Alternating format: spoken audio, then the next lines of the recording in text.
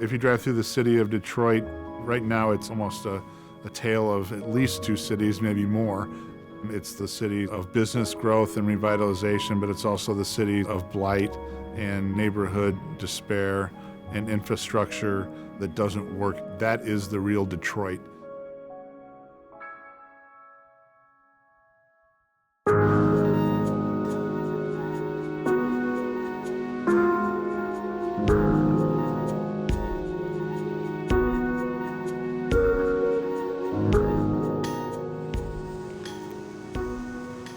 People avoid coming down this block and walking past these houses because you don't know who could be watching. Someone can end up missing, you would never know. Behind this street, it's like all bad. We had 2 break-in attempts last year, and it was through the front door.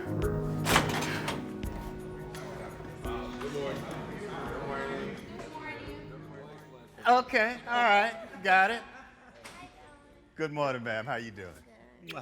Hello, ma'am. These young students here are resource constrained. They are not talent constrained. They're very intelligent, they're very good people, and we just need to let them know that where you start is not where you finished. Our goal, and I know this is aggressive, but it is to use 10 weeks to make an impression upon them for the rest of their lives.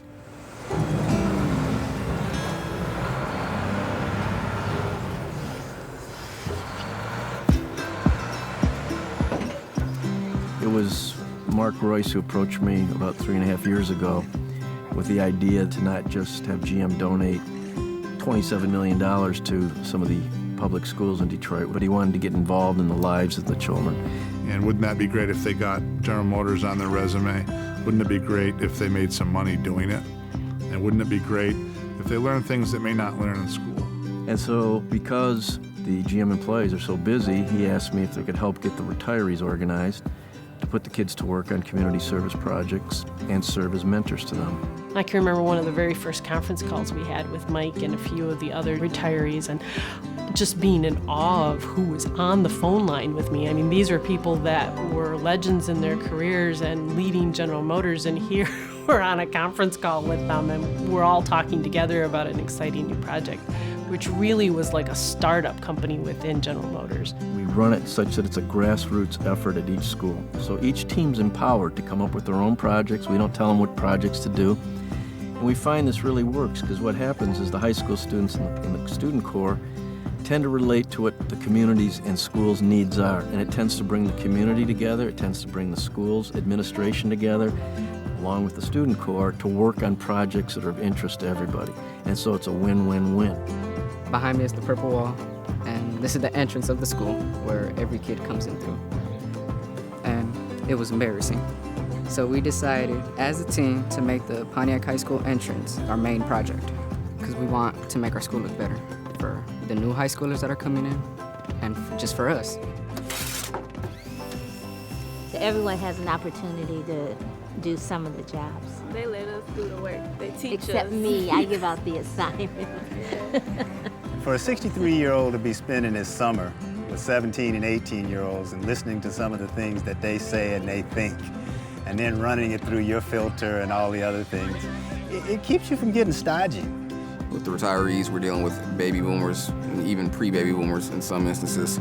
So you have like a 50-year age gap there, so lingo's different, work ethic's different, entire outlook on life is different. So my role as the UDM intern is kind of to be the intermediary between the GM retirees and the high school students.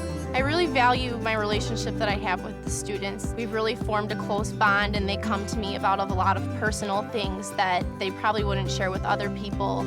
Sometimes if they just look like they need a hug, I kind of know when to step in. Most of our students do not come from what we would define as a traditional family. So many of these students will be the first one that will graduate from high school. They will be the first one to graduate from college.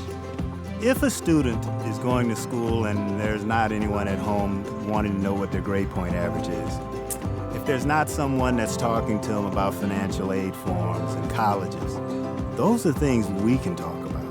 Many have never heard the fact that they can do something great in their lives. It's like a plant that needs watering. If you never water the plant, it's going to die. And we see them take off after they get the watering, the love, the care of these retirees who stay in touch with these students even after the program's over. It's transformative. It changes their lives from these backgrounds some of them come from to, again, students that are going to make a difference in the world. I really believe that. When you look at a young student and you meet them on day one, and you notice they won't look you in the eyes, the handshakes are lukewarm, if at all at best, they're fidgeting, they're dancing, it's almost like, they're always just looking to exit stage left and run. A lot of the students have never had a job before, didn't show up on time, didn't dress appropriately for work, didn't use the right language, essentially had zero professional skills, and the growth that we've seen with all of the students is just miraculous. Every aspect of their work has improved, and they've all grown as people in different ways. Well, I'm the varsity captain of the football team, and this is our home field. This is our house. So basically, we just built on our school spirit up and built on our community spirit up to come show us love. You kind of saw a little change in the attitude, they kind of picked up that sense of pride they had for their school. It kind of came out, and a sense of accomplishment from the work they were doing. It wasn't just, I'm doing this because I've been told to do it. It's, I'm doing this because the work I'm doing is going to make a difference and it's going to leave something behind. I think the Student Corps program is being a catalyst for change, not just within the students' lives, but in the surrounding community, making them feel better about themselves as well. Before we started our work, it was basically abandoned. Like, nobody would allow their kids to come up here because they thought it was dangerous. And slowly but surely, we saw a lot of people actually coming and feeling comfortable to bring their kids here. So we felt really happy. And I never knew coming into this program that I would make such a difference, not only to me, but to the community. I think the work that we did was not just painting the fence and removing the shrubs. It was the fact that someone was taking interest in their community, and the community is proud of what they have. People start to take more pride in their homes. They start to cut the grass. They start to take better care of the landscape. The school starts to take better care of itself. The whole community felt like they were missing something. And now GM Student Corps and me and my colleagues, we just filled the void. It's not a feeling you can put a price tag on when you live in a place that you're proud of. It can be contagious. The work that we do here is not just the physical changes, it's just how people will feel here. You want to come somewhere that looks good. They could come and have pride in their school. I'm more than proud. I can't even put it into words. It's an emotion I really can't express. I'm just having so much joy in this program. You learn a lot.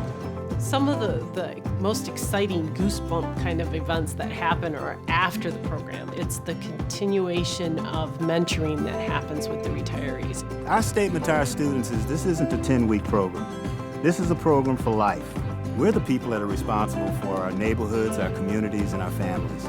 So I want them to believe in themselves and know how special they are, but that no one owes them anything and no one's going to give them anything. They got to earn it, they got to work and get it. People in Detroit have really a strong spirit. They're resilient. They've been through a lot. And I really believe the city's going to come back faster than people think. And I think we're developing the next set of future leaders for Detroit. I really do.